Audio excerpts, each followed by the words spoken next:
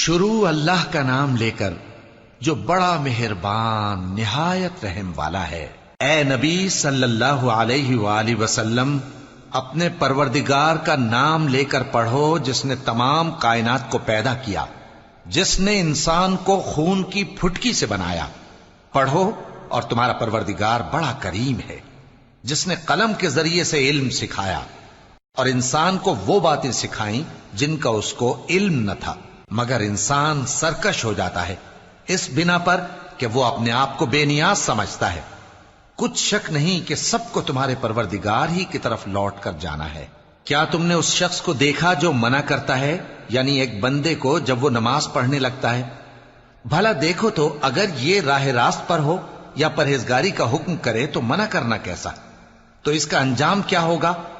ذرا دیکھو تو اگر اس نے دین حق کو جھٹلایا اور اس سے منہ موڑا، کیا اس کو معلوم نہیں کہ اللہ دیکھ رہا ہے؟